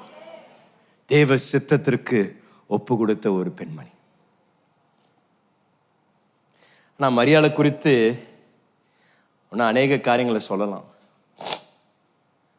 மரியாள் அந்த வார்த்தை, நமக்கு அந்த நேரம் இல்லை, அந்த தேவதூதன் அவங்களிடத்துல பேசின பின்பதாக, தன்னை தேவனுடைய வார்த்தைக்கு அவங்க ஒப்பு கொடுத்த பின்பதாக மிக அழகாக ஒரு பாடலை பாடுறாங்க. இந்த பாடலை நீங்க கவனிச்சிங்கன்னா, மரியாள் பாடின பாடலை, அந்த பாடல் தேவ வார்த்தையை நிறைந்த ஒரு பாடலா இருக்குது. அந்த ஒரு சின்ன ஒரு பாடல்ல கிட்டத்தட்ட 10 தீர்க்க தரிசன வார்த்தைகளை அடங்கி உள்ள ஒரு பாடலா இருக்குது. ஏசாயா தீர்க்க தரிசனமாக உரைத்த தீர்க்க தரிசன வார்த்தைகள், எரேமியா உரைத்த தீர்க்க தரிசன வார்த்தைகள், இந்த தீர்க்க தரிசன வார்த்தைகளை உள்ள ஒரு பாடலை பாடுகின்றார். அப்படின்னா நான் இன்னொன்னு என்ன சொல்லுவேன்னா, மரியாள் 15 வயது உடைய மரியாளுக்கு தேவ வார்த்தையை நன்கு அறிந்திருந்தார்கள் நான் சொல்லுவேன். ஏன்னா திடீர்னு பாடுறாங்க, சந்தோஷம் பொங்கி வந்து பாடுறாங்க. ஆனா பாடும் பொழுது வசனமாக ஒப்புவிக்கிறாங்க, வசனமாக பாடுறாங்க. அப்படின்னா இந்த பெண்மணி சின்ன வயதிலிருந்து தேவனுடைய நியாய பிரமாணங்களை வாசித்து அதை அறிந்து தன்னை முழுவதும் தேவ வார்த்தைக்கு ஒப்பு கொடுத்திருந்தாங்க. அப்படின்னா இயேசு வாழ்ந்த நாட்களில் யூதர்கள் பெண்மணிகளை மதிக்க மாட்டாங்க. ஒரு வீட்டில் பையனும் பிள்ளையும் பிறந்தாங்கன்னா பையனை தான் அவங்க கற்பித்து அவனுக்கு அந்த எஜுகேஷனை தருவாங்க. பிள்ளைக்கு அவங்க ஒன்றும் சொல்லிக் கொடுக்க மாட்டாங்க. ஏன்னா ஒன்றுக்கு உதவாது புள்ள அப்படின்னு. அப்படின்னா நியாய பிரமாணத்தையும் படிக்கக்கூடிய ஸ்லாக்கியத்தையும் உரிமையும் வெறும் ஆண் மக்களுக்கு மாத்திரம்தான் கொடுக்கப்பட்டிருந்தது. வெறும் ஆண்கள் மாத்திரம்தான், பசங்க மாத்திரம்தான் நியாயப்பிரமாணங்களை படித்து நியாயப்பிரமாணத்தை மனப்பாடம் பண்ணி அந்த வயது அடைந்த உடனே அதை ஒப்புவிப்பாங்க. ஆனா மரியாள் ஒரு விசேஷமான ஒரு பெண்மணி. இளம் வயதுல அவங்க சொல்றாங்க, எனக்கு நீங்க கத்துக் கொடுக்கலனாலும் இல்லைனாலும் பரவாயில்ல, நானே போய் படிச்சுக்கிறேன், நானே போய் தேவ வார்த்தையை நான் அறிஞ்சுக்கிறேன் என்று 15 வயது வரக்குள்ள தீர்க்க தரிசன வார்த்தைகளை அறிந்து வரக்கூடிய மேசியாவை குறித்து நன்கு அறிந்து அந்த தீர்க்க தரிசன வார்த்தை அவங்களுடைய வாழ்க்கையில ஆண்டவர் கொடுத்த உடனே பாடலாக பொங்கி வருகின்றது. ஆண்டவர் ஏற்கனவே 1000 வருடங்களுக்கு முன்பதாக உரைத்த வசனங்களை நான் மனதில் நினைவு கூர்ந்து, ஆண்டவர் இதெல்லாம் என்ன வாழ்க்கையில செய்றார் என்று மிக அழகாக ஒப்புவிக்கின்ற ஒரு அம்மாவா இருந்தாங்க. ஏன் மரியாள் ஞானம் உள்ளவர்னா தேவ வார்த்தையை அறிந்திருந்த ஒரு பெண்மணி. தேவ வார்த்தைக்கு அவர்கள் ஒப்பு கொடுத்தாங்க. அதனாலதான் தேவதூதன் சொன்ன பொழுது அவங்க எனக்கு ஆங்கிலத்தில் தான் அந்த வாக்கு நல்ல ஞாபகம் இருக்கு. Be it unto me according to your word. உம்முடைய வார்த்தையின்படியே எனக்கு ஆக கடவுதாக என்று சொல்றான்.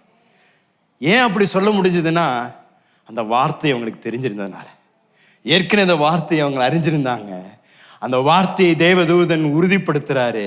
அப்ப மரியாதை வாயை திறந்து சொல்றாங்க, உம்முடைய வார்த்தையின்படியே எனக்கு ஆக கடவுதாக. மரியாதை குறித்து இன்னொரு காரியத்தை நான் சொல்லிவிட்டு அடுத்த பெண்மணிக்கு நேராக போக விரும்புகிறேன்.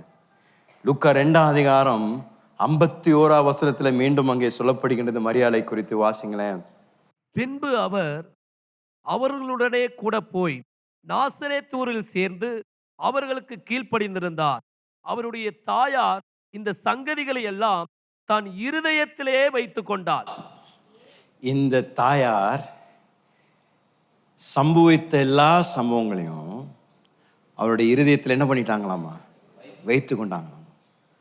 இன்னொரு விதத்தில் சொல்லணும்னா அவங்களுடைய வாழ்நாளெல்லாம் அந்த தீர்க்க தரிசன வார்த்தைகளை அவருடைய இருதயத்தில் தொனித்து கொண்டே இருந்தது நான் சொல்லுவேன். அன்று ராத்திரியில் 15 வயதில் இருக்கும் பொழுது தூக்கத்திலிருந்து எழுப்பி பேசின தேவ தூதனுடைய வார்த்தைகளை இருதயத்தில் பிடிச்சு கொண்டு இயேசு 12 வயதானாலும் அவளுக்கு சொல்லப்பட்ட வார்த்தைகளை பொக்கிஷமாக இருதயத்தில் அவங்க பிடித்து கொண்டு அதை சிந்தித்து கொண்டே இருக்கிறாங்க. தேவ வார்த்தை, தேவ தீர்க்க தரிசன வார்த்தை, தேவ வார்த்தை என்று அந்த வார்த்தையை தன்னுடைய இருதயத்தில் ஒரு பொக்கிஷமாக பிடித்து கொண்டு அதை சிந்தித்து கொண்டே இருந்த ஒரு பெண்மணி மரியாள் என்று நான் சொல்லுவேன். ஏங்க அவங்க ஞானம் உள்ளவர்கள் என்று சொல்கிறேன்? தேவ சித்தத்திற்கு தன்னை ஒப்பு கொடுத்த ஒரு பெண்மணி. அவளுக்கு அசௌரியம் உண்டாக்கினாலும், அவமானத்தை கொண்டு வந்திருந்தாலும், அவருடைய திட்டங்களுக்கு ஒரு மாற்றத்தை தேவ நோக்கம் கொண்டு வந்திருந்தாலும், தேவன் நோக்கத்திற்கும் தேவனுடைய சித்தத்திற்கும் தன்னை முழுவதும் ஒப்பு கொடுக்க தீர்மானித்த இந்த ஸ்திரீ. அதனால தான் அவங்க ஞானம் உள்ளவர்கள் என்று நான் சொல்கிறேன். யாருங்க ஞானம் உள்ளவர்கள்? தேவ சித்தத்திற்கு தங்களுடைய வாழ்க்கையை ஒப்பு கொடுக்கின்றவர்கள் ஞானம் உள்ளவர்கள். ஞானமற்றவர்கள் யாரு? தங்களுடைய சொந்த வழியில் நடக்கின்றவர்கள், தங்களுடைய சொந்த விருப்பத்தின்படி வாழ்க்கையை நடத்துகின்றவர்கள், தங்களுடைய சொந்த ஆசைகளை நிறைவேற்றுகின்றவர்கள் ஞானமற்றவர்கள் என்று நான் சொல்லுவேன். ஞானம் உள்ளவர்கள் யார் என்றால், தேவனுடைய நோக்கங்களுக்கு தங்களை ஒப்பு கொடுத்து, தேவ வார்த்தைகளுக்கு தங்கள் வாழ்க்கையை செவி கொடுத்து, ஆண்டவரே உம் சித்தம் என் வாழ்க்கையில் நடக்கட்டும், அதற்காக நான் என்னை ஒப்பு கொடுக்கிறேன், என்னை பலிபீடத்தில் வைத்து என்னுடைய வாழ்க்கையை உம்முடைய நோக்கங்களுக்கு பயன்படுத்துங்க, என்னுடைய வாழ்க்கையை உம்முடைய நோக்கங்களுக்கு பயன்படுத்துங்க, என் சுவாசம் உங்களுக்காக பயன்படுத்துங்க, பயன்படுத்துங்க, என்னுடைய தாளந்து உங்களுக்காக பயன்படுத்துங்க. ஒரே ஒரு வாழ்க்கை தான் ஐயா அந்த பூமியில் எனக்கு தரப்பட்டிருக்கின்றது. அந்த வாழ்க்கையை நான் எனக்காக என்னுடைய விருப்பத்திற்காக நான் வாழாம என்னை உண்டாக்கின என்னை சிருஷ்டித்த தேவனுக்கு என்னுடைய வாழ்க்கையை நான் ஒரு பலியாக தந்து, ஐயா எனக்கு நீங்க இந்த ஜீவனை தந்தீங்களே, அந்த ஜீவனை உம்முடைய கரத்துல மீண்டும் கொடுத்து உம் சித்தம் என் வாழ்க்கையில நடப்பதாக உம் நோக்கத்திற்கு நான் என்னை ஒப்பு கொடுக்கிறேன் என்று சொல்லி வாழக்கூடியவர்கள் தான் ஞானம் உள்ளவர்கள். அப்படிப்பட்டவர்கள் தான் தேவன் இன்றைக்கும் தேடிக்கொண்டிருக்கின்றார். அன்றைக்கு மரியாதை தேவன் தெரிந்து கொண்ட நோக்கம் இப்படிப்பட்ட ஒரு பெண்மணியாக இருப்பார் என்று தேவன் அறிந்து அவளை எழுப்பி உன்னை என்னுடைய நோக்கங்களுக்காக நான் தெரிந்து கொள்றேன் என்று தேவன் அந்த பெண்மணியை தெரிந்து கொள்றார். இன்றைக்கும் அப்படிப்பட்ட வாலிபர்களை தேவன் தேடிக்கொண்டிருக்கின்றார். அப்படிப்பட்ட தம்பிமார்களை தேவன் தேடிக்கொண்டிருக்கின்றார். அப்படிப்பட்ட தங்கச்சிமார்களை தேவன் தேடிக்கொண்டிருக்கின்றார். எனக்கு என்னுடைய நண்பர்களைப் போல எனக்கு ஒரு வாழ்க்கை வேண்டாம். அப்படிப்பட்ட ஒரு பணமும் புகழும் பேருக்காக என் வாழ்க்கையை நான் வாழ விரும்பல. என்னுடைய வாழ்க்கை ஒரே ஒரு நோக்கத்திற்காக நான் வாழ விரும்புகிறேன். அவரை பிரியப்படுத்துவதற்காகவும் அவருடைய நோக்கங்களை என் வாழ்க்கையில நிறைவேற்றணும் என்று சொல்லி அவருடைய வாயிலிருந்து நல்லது உண்மையும் உத்தமுள்ள ஊழியக்காரன் என்று சொல்லுகின்ற அந்த வார்த்தைகளுக்காக என் வாழ்க்கையை ஒப்பு கொடுக்கிறேன். மூன்றாவது பெண்மணி அன்னாள். லூக்கா 2ஆம் அதிகாரத்தில் அன்னாளை குறித்து நம்ம வாசிக்கின்றோம். 22வது 23ஆம் வசனத்தை முதலாவது வாசிங்களேன்.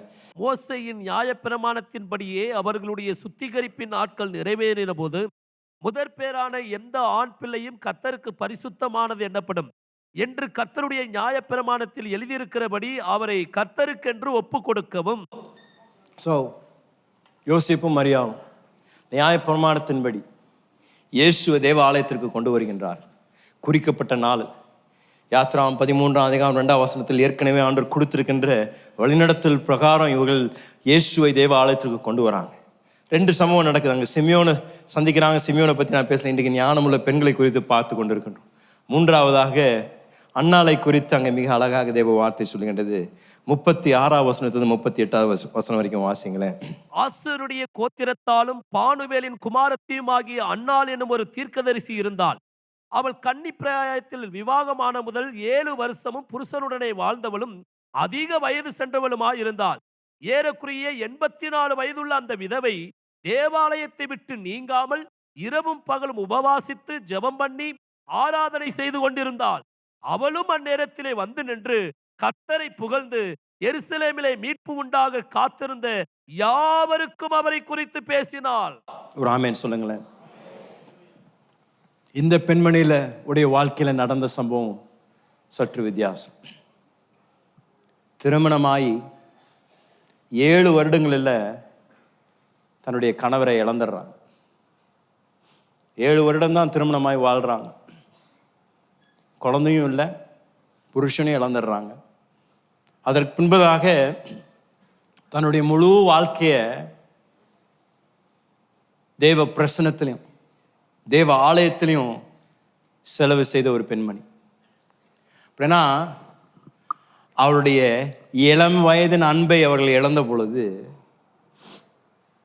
இவர்களும் சுலபமா ஆண்டவர் மேல கசப்படைந்திருக்கலாம். என் வாழ்க்கையை இப்படி கெடுத்துட்டீங்களே ஆண்டவரே, உம்மை நம்பி வந்தேனே, நான் உம்மை நேசிக்கிறவன் தானே, உமக்காக தான் நான் வாழ்ந்து கொண்டு இருக்கிறேன், என்னுடைய புருஷனை இளம் வயதிலே எடுத்துட்டீங்களே என்று அந்த பெண்மணி தன்னுடைய கணவனை இழந்த நாளிலிருந்து தேவன் மேல கசப்பாய் மாறி தேவனை விட்டு தூரம் போயிருக்கலாம். ஆனா இந்த பெண்மணி எடுத்த தீர்மானம் தான் அற்புதமான ஒரு தீர்மானம், ஞானமுள்ள ஒரு தீர்மானம். இவ்வளோ பெரிய ஒரு இழப்பு தன்னுடைய வாழ்க்கையில ஏற்பட்டிருந்தாலும் அவர்கள் இழந்த அன்பை தேவனுக்கு நேராக திருப்பிடுறாங்க. அவளுடைய அன்பை தேவனுக்கு நேராக திருப்பிடுறாங்க. புருஷனுக்கு செலுத்தியிருக்க வேண்டிய அன்பை தேவனுக்கு செலுத்த ஆரம்பிக்கிறாங்க. அப்படின்னா ஒவ்வொரு நாளும் ஆலயத்துக்கு ஓடி வராங்க, விடாம ஜெபிக்கிறாங்க, விடாம ஆலயத்துல தங்கி இருக்கிறாங்க, ராவும் பகலும் ஆலயத்திலே விழுந்து கிடக்கக்கூடிய ஒரு பெண்மணி. அவங்க ஜெபித்து கொண்டிருந்த ஜெபங்கள் கட்டாயம் இந்த ஆலயத்துல மற்றவர்கள் மேசியாக்காக ஜெபித்த ஜெபங்கள் அவங்களுக்கு கேட்டிருப்பாங்க. வாலிப வயதிலிருந்து அவங்களும் அப்படிப்பட்ட ஒரு ஜெபத்தை செய்ய ஆரம்பித்திருப்பாங்க. மேசியாவை அனுப்புங்க, மேசியாவை அனுப்புங்கள் என்று இந்த பெண்மணியும் வாலிப வயதிலிருந்து, நான் சொல்லுவேன், இவளுக்கு ஏற்பட்ட பொழுது ஒரு 70 ஆண்டுகளாவது அந்த ஆலயத்தில் வந்து ஜெபித்த ஒரு பெண்மணி. ஏதோ நான் சொல்லக்கூடியது ஒரு நாள், ஒரு வருடம், 2 வருடம் இல்லை, கிட்டத்தட்ட 70 ஆண்டுகள் அந்த ஆலயத்திற்கு ஓடி வந்து ஒவ்வொரு நாளும் ராவும் பகலும் ஜெபித்து மேசியாக்காக காத்து கொண்டிருந்த இந்த பெண்மணி. எனக்கு அதனால தான் ஆண்டவர் ரொம்ப பிடிக்கும். இந்த ஒரு பெண்மணியை கூட ஆண்டவர் மறக்கலையா? என்ன அற்புதமாக ஆண்டவர் தம்முடைய சித்தத்தை நடப்பிக்கும் பொழுது எவ்வளோ அழகாக சிமியோனும் கரெக்டா உள்ள கொண்டு வந்து நிறுத்துறாரு, இந்த அண்ணாலையும் கொண்டு வந்து நிறுத்துறாரு. இவர்கள் எதற்காக ஜெபித்து கொண்டிருந்தார்களோ அவர்கள் கண்கள் அதை காணும்படியாக தேவன் அங்கே அழகாக ஆலயத்தில் மரியாளும் யோசேப்பையும் இயேசுவோடு கூட வந்து அவர்களுடைய ஜெபங்களுக்கு பதிலை பார்த்து அவள் மரிக்கும்படியாக கிருபை தேவன் அவளுக்கு தந்தான். ஆனால் அண்ணாளை பற்றி நான் சொல்ல விரும்பினது அவள் செய்த செயல். சொல்லப்படுகின்றது 38வது வசனத்துல, வாசிங்களேன் திரும்பியும். அவளும் அந்நேரத்திலே வந்து நின்று கர்த்தரை புகழ்ந்து எருசலேமிலே மீட்பு உண்டாக காத்திருந்த யாவருக்கும் அவரை குறித்து பேசினார். கடைசி 2 வார்த்தைகள், அவரை குறித்து பேசினார். அவரை குறித்து பேசினார். அது வரைக்கும் ஜெபித்து கொண்டிருந்தாங்க, அது வரைக்கும் காத்து கொண்டிருந்தாங்க.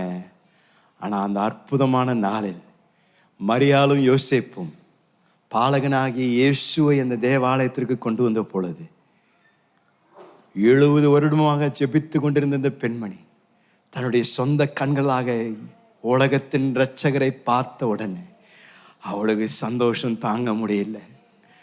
அந்த நிமிடம் முதற்கொண்டு அவரை குறித்து பேசக்கூடிய ஒரு பெண்மணியாக மாறினார்கள்.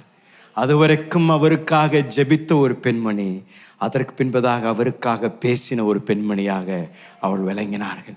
இதனால தான் ஆனாலும் ஒரு ஞானமுள்ள ஒரு ஸ்திரீ, அவருடைய வாழ்க்கையில் ஏற்பட்ட இழப்புகள், வாழ்க்கையில் ஏற்பட்ட வருத்தங்களை தேவன் மேலே ஒரு கசப்பாக திருப்பாமல் அவருடைய முதிர்ந்த வயது வரைக்கும் இந்த பெண்மணி விசுவாசத்தை தளராமல் வாக்கு தத்தம் பண்ணப்பட்ட மேசியாவுக்காக உண்மையோடு கூட காத்து கொண்டிருந்து ஒவ்வொரு நாளும் ஜெபித்து கொண்டிருந்த பெண்மணிக்கு ஒரு நாள் வந்த பொழுது தேவன் மிக அழகாக அந்த நாளில் சம்பவங்களை ஏற்படுத்தினார். யோசேப்பு மரியாளும் உள்ள வர வர அண்ணாலையும் ஆண்டவர் அழகாக இழுத்துட்டு வந்து, பாருமா, இதற்காக தான் நீ ஜெபித்து கொண்டிருந்த, வந்தாச்சு, உலக இரட்சகர் இங்கே இருக்கின்றார் என்று காமித்த உடனே இந்த அம்மாவுக்கு பரவசம் தாங்க முடியல. அந்த நிமிடம் முதற்கொண்டு யாரெல்லாம் பார்த்தார்களோ அவர்கள் பார்த்து சொன்னாங்க, உலகத்திற்கு நம்பிக்கை வந்துருச்சு ஐயா, உலகத்திற்கு நம்பிக்கை வந்துருச்சு, உலகத்திற்கு ரட்சிப்பு வந்துருச்சு. இனி நீங்க இருளில் வாழ வேண்டாம், இனி நம்பிக்கையற்ற சூழ்நிலை நீங்கள் வாழ வேண்டாம். நம்பிக்கையும் நம்மளுடைய வாழ்க்கையின் எல்லா பிரச்சனையிலிருந்து விடுவிக்க இரட்சகர் இந்த பூமிக்கு வந்து விட்டார், பாவங்களை மன்னிக்கக்கூடிய இரட்சகர் வந்து விட்டார் என்று அவர்கள் வாழ்நாளெல்லாம் தன்னுடைய கடைசி மூச்சு வரைக்கும் இயேசுவை குறித்து பேசின ஒரு பெண்மணியா இருந்தபடியால் இன்றைக்கு தேவ வார்த்தையில அவருடைய பெயரை சொல்லி தேவன் சொல்றாரு, இந்த அன்னாள் இயேசுவை பார்த்த முதல் அவரை குறித்து பேசிக்கொண்டே இருந்தார்கள் என்று சொல்லப்பட்டது. இந்த நாட்களில் இயேசுவை குறித்து பேசக்கூடிய ஒரு சபையாக இருக்கின்றோமா? இயேசுவை குறித்து பேசக்கூடிய ஒரு குடும்பமாக இருக்கிறோமா? இயேசுவை குறித்து பேசக்கூடிய ஒரு நபராக இருக்கின்றோமா? இந்த உலகத்தின் பாவத்தை, சாபத்தை முறித்த இயேசு கிறிஸ்துவின் நற்செய்தியை உங்கள் கரத்திலும் என் கரத்திலும் கொடுக்கப்பட்டிருக்கையா? இருளில் வாழ்ந்து கொண்டிருக்கின்றவர்கள், சாபத்தில் மூழ்கி கொண்டிருக்கின்றவர்களை விடுவிக்கவே இயேசு இந்த பூமிக்கு வந்தார்.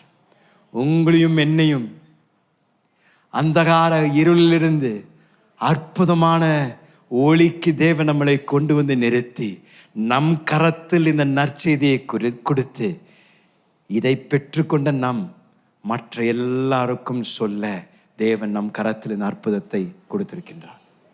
இந்த 3 பெண்மணிகளும் விசேஷமான ஞானம் உள்ள பெண்மணிகள் என்று நான் சொல்லுவேன். எலிசபெத் அம்மா, அவருடைய ஜெபங்கள் கேட்கப்படாமல் இருந்த பொழுதும் ஜெபத்தில் அவர்கள் உறுதியாக நின்ற ஒரு பெண்மணி, தொடர்ந்து விசுவாசத்தில் தரித்திருந்த ஒரு பெண்மணி.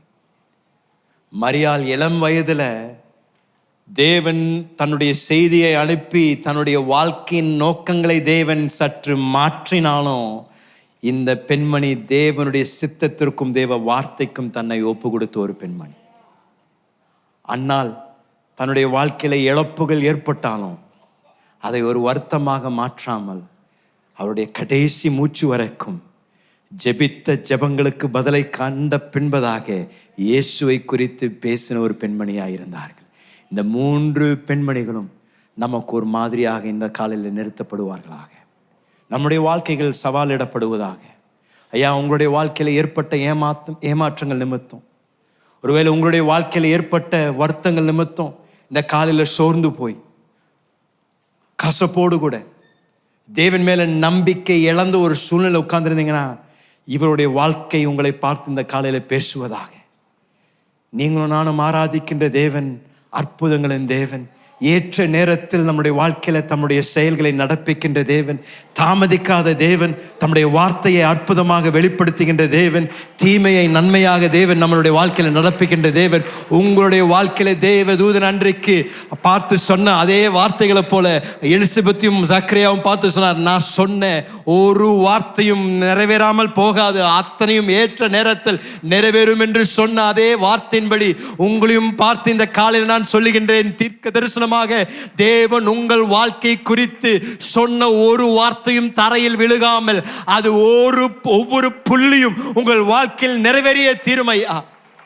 இது உங்களுக்கும் எனக்கும் தரப்பட்டிருக்கின்ற அற்புத நம்பிக்கை. எழுமி நில்லுங்க, உங்களோடு கூட நான் ஜெபிக்கும்படியாக விரும்புகிறேன். இந்த காலையில ஆண்டவர் ஒவ்வொருவரையும் இந்த காலையில பலப்படுத்துவாராக, தைரியப்படுத்துவாராக. ஒருவேளை நீங்கள் இப்படிப்பட்ட ஒரு சூழ்நிலையில் காணப்பட்டிருந்தீங்கன்னா, இந்த காலையில் ஒரு வருத்தத்தோடு கூட வந்திருக்கலாம், ஒரு ஏமாற்றத்தோடு கூட வந்திருக்கலாம். இந்த வருடம் இதெல்லாம் நடந்திருக்கும் நான் எதிர்பார்த்தேன் பாஸ்டர், என் வாழ்க்கையில் எனக்கு இப்படிப்பட்ட ஒரு வேலை கிடைச்சிருக்கும்னு எதிர்பார்த்தேன், என் வாழ்க்கையில் இந்த வருஷம் இப்படி எனக்கு திருமணம் ஆயிருக்கும்னு எதிர்பார்த்தேன், என் குடும்பத்திற்கு ஆண்டவர் ஒரு குழந்தையை தந்திருப்பாருன்னு எதிர்பார்த்தேன், இதெல்லாம் நடக்கலையே என்று வேதனையோடு இந்த காலையில் நின்று கொண்டிருந்தீங்கன்னா, நீங்கள் உங்களை பார்த்து சொல்கிறேன், கலங்காதீங்க, கலங்காதீங்க. நீங்கள் ஆராதிக்கின்ற தேவன் உண்மை உள்ளவர் ஐயா, நீங்கள் ஆராதிக்கிற தேவன் வல்லமை உள்ளவர். உங்களை நீங்கள் எதிர்பார்ப்பதை காட்டிலும் அற்புதமாக செய்யக்கூடிய தேவன் ஐயா. நீங்கள் இந்த காலையில் செய்ய வேண்டியதெல்லாம் அவர் மேல நம்பிக்கையா இருங்க, அவர் மேல விசுவாசமா இருங்க. உங்களுடைய விசுவாசத்தை தளர விடாதீங்க, உறுதியாக நில்லுங்க, தேவ வார்த்தையை பிடித்துக் கொள்ளுங்க. நிச்சயம் ஏற்ற நேரத்திலும் ஏற்ற காலத்திலும் தேவன் தம்முடைய வார்த்தைகளை உங்கள் வாழ்க்கையிலும் நிறைவேற்ற வல்லவராக இருக்கின்றார். கரங்கள் ஒரு நிமிடம் தேவ பிரசனத்துல உயர்த்தி இந்த காலையில அவரை பார்த்து பேசுங்க. ஒரு நிமிடம் உங்களுடைய வருத்தங்களை ஒரு இடத்துல சொல்லுங்க. என்னவா இருந்தாலும் நீங்க பேசலாம். இந்த காலையில் ஒரு இடத்துல உங்க மனம் திறந்து நீங்க சொல்லலாம், ஆண்டவரே இதெல்லாம் குறித்து நான் யோசிக்கும் பொழுது எனக்கு ஏமாற்றமா இருக்கு, இதெல்லாம் குறித்து நான் யோசிக்கும் பொழுது எனக்கு துக்கமா இருக்கு, ஆனா இதெல்லாம் உங்க பாதத்துல வைத்து இந்த காலையில நான் விசுவாசத்தோடு நான் அறிக்கை செய்கிறேன். என் தேவன் எனக்காக யாவற்றையும் செய்வார், என் தேவன் எனக்காக எழும்புவார், என் தேவன் எனக்காக விளக்காடுவார், என் தேவன் என்னுடைய வாழ்க்கையில எதெல்லாம் துவங்கினார் அதை முடிப்பார். நான் நம்பிக்கை விடலையா, நம்பிக்கை விடல. நீர் என்னுடைய விசுவாசத்தை துவக்குகின்ற ஒரு முடிக்கிறவரா இருக்கின்றபடியால உங்களை நான் உறுதியா பிடிச்சுக்கிறேன். இயேசு போதும். இந்த காலையில் உங்களுடைய கண்கள் இயேசுக்கு நேராக திருப்பப்படுவதாக, உங்களுடைய கண்கள் இயேசுவின் மகிமைக்கு நேராக திருப்பப்படுவதாக. உங்கள் சூழ்நிலை பார்த்து பயந்துராதீங்க, உங்க வேதனை பார்த்து துக்கம் அடைந்துராதீங்க. இயேசு உங்களுடைய இருதயத்தை தேற்றக்கூடிய இயேசு இங்க இருக்கிறார் ஐயா. உங்கள் சூழ்நிலையை மாற்றக்கூடிய இயேசு இங்க இருக்கிறாரு. உங்களுடைய நம்பிக்கைக்கு பாத்திரம் அவர் ஒருவர் மாத்திரம் தான். மனிதனை பார்த்து ஏமாந்துட்டீங்களா, மனிதன் உங்களுக்கு இது செய்வார் என்று ஏமாந்து போயிட்டீங்களா? இயேசுவை பாருங்க. உலக இரட்சகர் இந்த காலையில இந்த அரங்கத்தில் உலாவி கொண்டிருக்கின்றார். இருதயங்களை தேற்றக்கூடியவர், நெருங்குண்ட இருதயத்தை தேற்றக்கூடியவர் ஐயா. இன்றைக்கு உங்களை பார்த்து சொன்னாரு, கவலைப்படாத, பயப்படாத, நான் உன் கூட இருக்கிறேன். என் கரத்தை பிடிச்சுக்கோ, நான் உன் கூட நடக்கிறேன். பள்ளத்தாக்கின் வழியாக நான் உன் கூட நடக்கிறேன், தண்ணீர் வழியாக உன் கூட நடக்கிறேன். என் மேல நம்பிக்கையா இருந்த தேவ வார்த்தை உங்களுக்கு நேராக வருகின்றது. கரங்களை உயர்த்தி ஒரு நிமிடம் பார்த்து சொல்லுங்க, இயேசுவே என் நம்பிக்கை நாயகன் நீர் ஐயா, என் நம்பிக்கைக்கு பாத்திரர் நீர் ஒருவர் மாத்திரம் தான். எங்களுடைய கண்கள் உங்கள் மேல இந்த காலையில பதித்திருப்பதாக, எங்களுடைய கண்கள் உமக்கு நேராக திருப்பப்பட்டிருப்பதாக. உண்டாவதாக. இன்றைக்கு காலையில் உடைந்த இருதயங்களை தேற்றுங்க ஐயா. ஆண்டவரே, நம்பிக்கை இழந்த சூழ்நிலையில் வந்திருக்கின்ற ஒவ்வொருவருக்கும் ஆறுதல் உண்டாவதாக, நம்பிக்கை வருவதாக, தேவ வார்த்தையோடு தேற்றுவதாக, கட்டி எழுப்புவதாக நான் ஜெபிக்கிறேன் ஆண்டவரே. ஒருவேளை இதுவரைக்கும் இயேசுவை உங்களுடைய வாழ்க்கையில் சொந்த இரட்சகராக, அவர் தரக்கூடிய பாவ மன்னிப்பின் நிச்சயத்தை உங்கள் வாழ்க்கையில பெற்றுக்கொள்ளாம இருந்தீங்கன்னா உங்களுக்காக ஜெபிக்கும்படியாக விரும்புகிறேன். இயேசு ஒருவர் மாத்திரம்தான் பாவங்களை மன்னிக்கக்கூடிய அதிகாரம் உடையவர். அவர் ஒருவர் மாத்திரம்தான் பாவத்தின் விலைக்கிரயமாகிய மரணத்தை தன்னுடைய சொந்த ஜீவனை கொடுத்து செலுத்தி உங்களுடைய மீட்பையும் என்னுடைய மீட்பையும் அவருடைய ஜீவன் மூலமாக வாங்கினார் ஐயா. அவனுடைய வார்த்தை சொல்லுகின்றது, அவரை நம்புகின்றவர்கள், அவர் மேல் விசுவாசமாய் இருந்து மரணத்திலிருந்து உயிரோடு எழுந்தார் என்று விசுவாசித்து வாயால அவர் இரட்சகர் என்று அறிக்கை செய்கின்ற ஒவ்வொருவருக்கும் ரட்சிப்பும் நித்திய நம்பிக்கை உண்டு என்று தேவ வார்த்தை சொல்லி, எல்லா கண்கள் மூடி இருக்க நேரத்தில், தலைகள் தாழ்த்தப்பட்டிருக்க நேரத்தில், ஐயா அம்மா, இதுவரைக்கும் இயேசு கிறிஸ்துவை உங்க சொந்த இரட்சகராக நீங்க ஏற்றுக்கொள்ளாம இருந்தீங்கன்னா இந்த காலையில் இந்த அற்புதமான தருணத்தை நீங்கள் பயன்படுத்தும்படியாக நான் விரும்புகின்றேன். என்னோடு கூட ஒரு நிமிடம் கரங்களை உயர்த்தி என்னோடு கூட ஜெபிக்கும்படியாக நான் உங்களை சபையாராக கேட்கிறேன். பரலோக பிதாவே, இந்த காலையில் தேவ வார்த்தையை கேட்டு இன்றைக்கு அதற்கு ஒப்பு கொடுக்கின்ற ஒவ்வொருவரும் இன்றைக்கு விசேஷித்த தனிப்பட்ட விதத்தில் சந்திங்க நான் ஜெபிக்கிறேன் ஆண்டவரே. இது ஒரு அற்புதத்தின் நேரமாய் இருப்பதாக, இது ஒரு ரட்சிப்பின் நேரமாய் இருப்பதாக. ஆண்டவரே, இன்றைக்கு யாரெல்லாம் உம்மை நோக்கி கூப்பிடுகின்றார்களோ, இயேசு என்ற நாமத்தை கூப்பிடுகின்ற ஒவ்வொருவருக்கும் ரட்சிப்பும் பாவம் மன்னிப்பும் தருவதற்காக நன்றி ஆண்டவரே.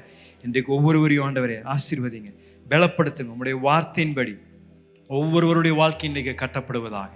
இன்னைக்கு நாங்கள் கேட்ட தேவ வார்த்தை ஒவ்வொருவரையும் இன்றைக்கு கட்டி எழுப்பி விசுவாசத்தை தட்டி எழுப்புவதாக நான் ஜெபிக்கிறேன். உமக்கு நாங்கள் துதி கன மகிமை செலுத்துகின்றோம். இயேசுவின் வெளியேறப்பட்ட நாமத்தில் ஜெபிக்கின்றோம் நல்ல பிதாவே. ஆமென், ஆமென். கரங்களை தட்டி தேவ நாமத்தை மகிமைப்படுத்துவோம்.